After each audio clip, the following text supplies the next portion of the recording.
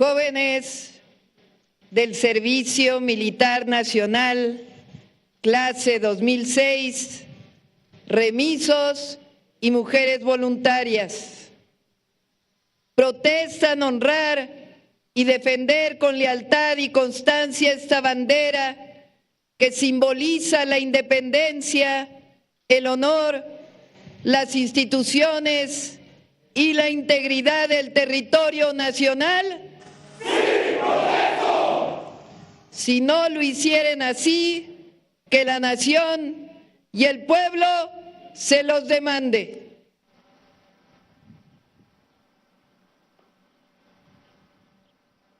Mexicanas y mexicanos, miembros de las Fuerzas Armadas, presidentes de la mesa directiva de la Cámara de Diputados y del Senado de la República, compañeras y compañeros. La historia de México es nuestra gran maestra y día con día nos recuerda los valores más importantes por los que ha luchado una y otra vez nuestro pueblo: la independencia, la justicia, las libertades y la democracia. Hoy recordamos uno de los momentos más patrióticos y conmovedores de la defensa de la patria. Recordamos una victoria que echó raíces en el corazón del pueblo de México, aquí y en otras latitudes. Por eso nuestras hermanas y hermanos migrantes que viven en Estados Unidos conmemoran el 5 de mayo como la principal celebración.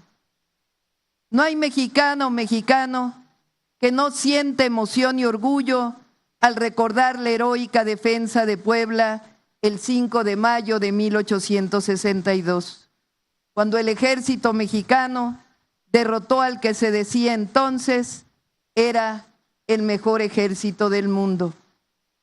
El siglo XIX fue definitorio para México en muchos sentidos.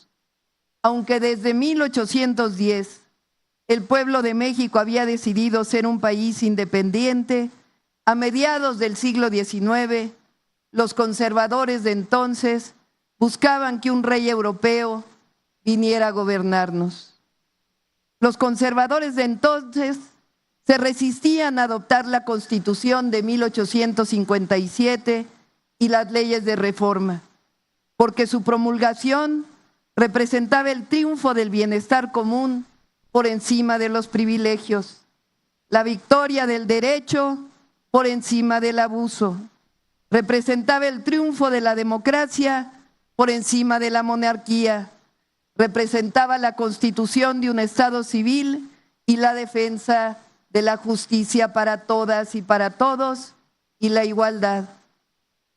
Los conservadores, traicionando a su patria, fueron a buscar un monarca al extranjero. Su proyecto político había sido derrotado por los liberales y por el pueblo de México, encabezados por Benito Juárez García. Después de la segunda gran transformación de México, después de la guerra de reforma que separó la Iglesia del Estado, el gobierno liberal de Juárez encontró disminuida la hacienda pública y se enfrentó a muchas cuentas por pagar. Para sanear las finanzas de la nación, se decretó una pequeña moratoria de 2 años para pagar deudas que se tenían con Inglaterra, España y Francia. En un principio, las 3 potencias europeas reaccionaron belicosamente, pero tras una serie de negociaciones diplomáticas, jornadas de diálogo instruidas por Benito Juárez y llevadas a cabo, entre otros, por Manuel Doblado, Inglaterra y España se retiraron de las costas de Veracruz, satisfechas en sus demandas y seguras de que la deuda sería saldada. En cambio, el ejército francés persistió en sus deseos de invadir a México. No lo hacía por la deuda, que en realidad era un monto muy menor, sino porque Napoleón III estaba interesado en establecer una monarquía en México, atraído por la riqueza de nuestro país y engañado por los conservadores de entonces, que le hicieron creer que el pueblo de México quería un monarca extranjero. Ante la amenaza de una invasión armada, el presidente Benito Juárez ordenó la creación de las Guardias Nacionales y del Cuerpo del Ejército de Oriente.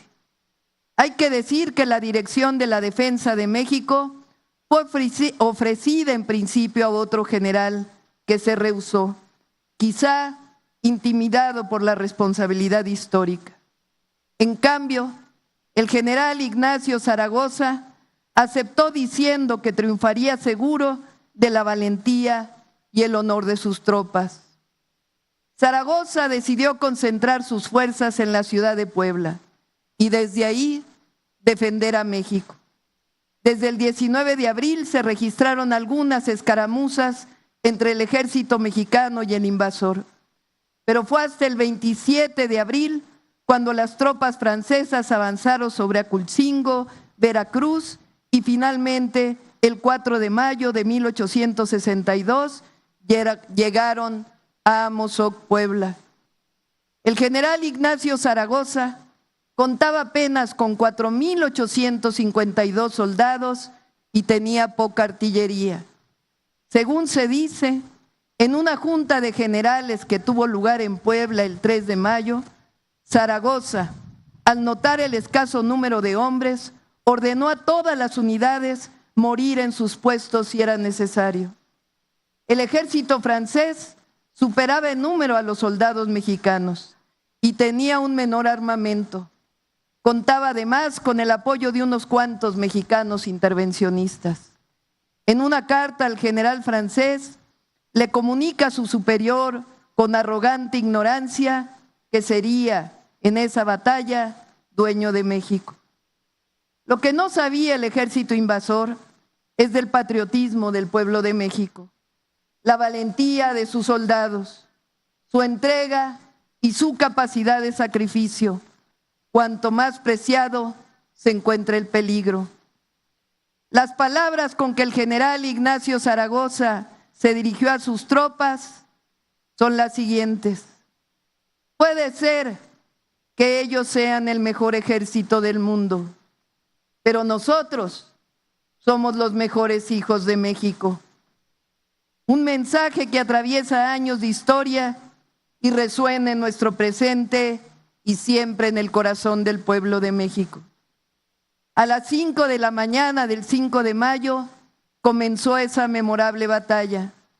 El general Ignacio Zaragoza formó 3 columnas de apenas 1,000 hombres y ordenó que avanzaran para hacer frente al enemigo, mientras que dio órdenes para que la artillería se ocupara en fortificar la plaza.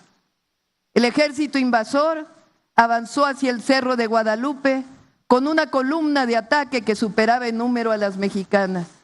Pese a que era un movimiento inesperado, el general Zaragoza respondió con audacia al movilizar la brigada Berroizábal, al cuerpo de carabineros de a caballo, al batallón de Reforma y al de Zapadores, que rechazaron con valor y dignidad la invasión.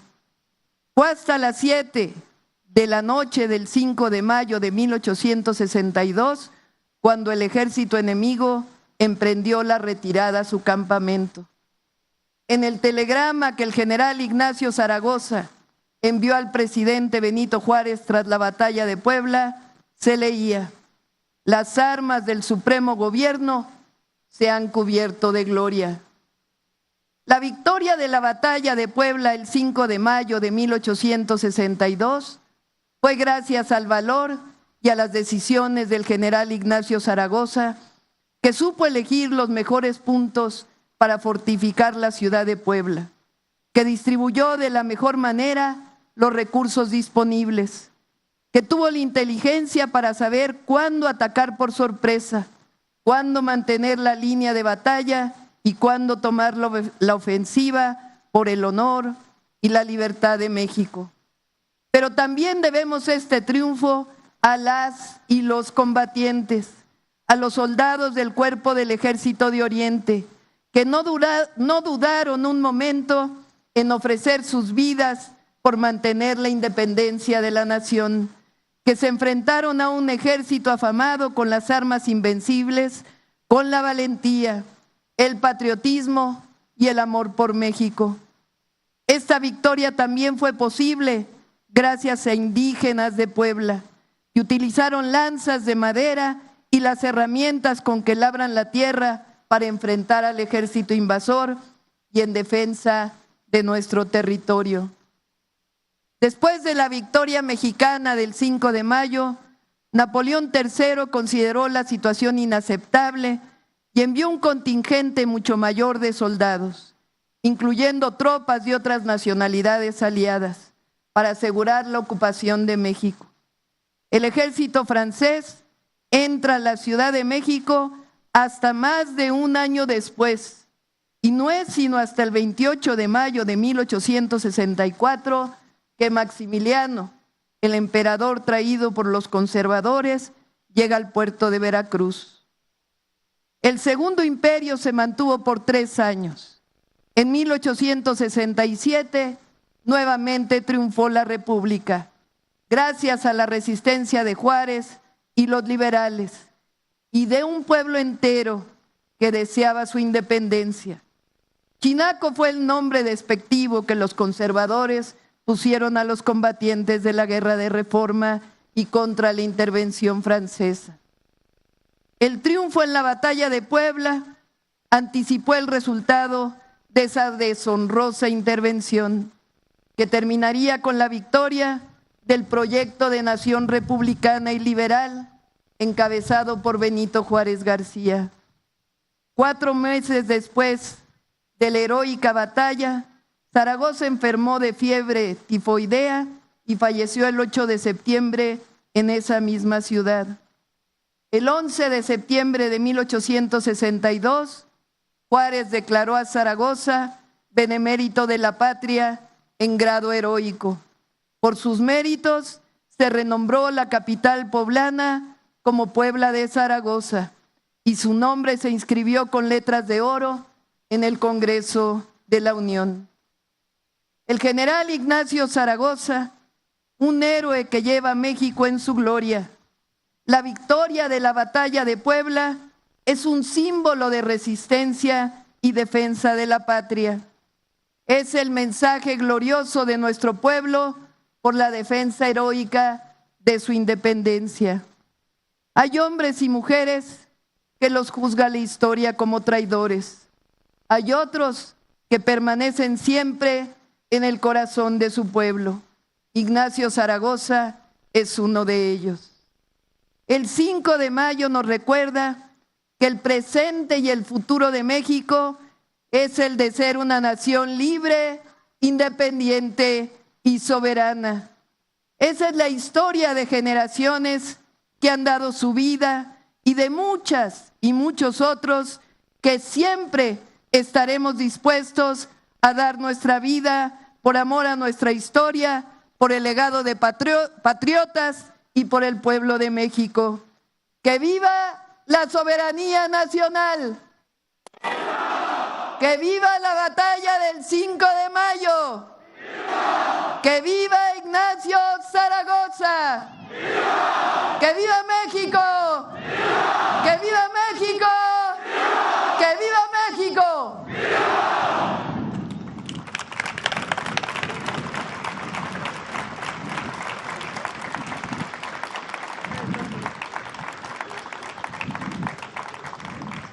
Doctora Claudia Sheinbaum Pardo, Presidenta de los Estados Unidos Mexicanos y Comandanta Suprema de las Fuerzas Armadas.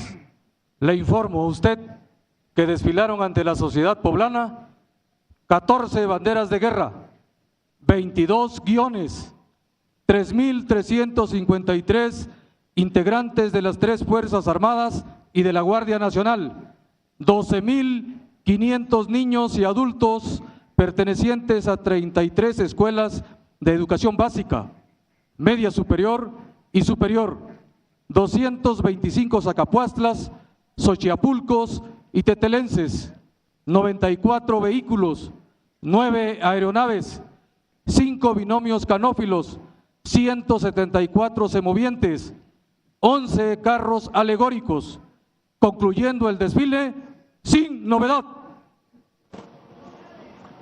Gracias.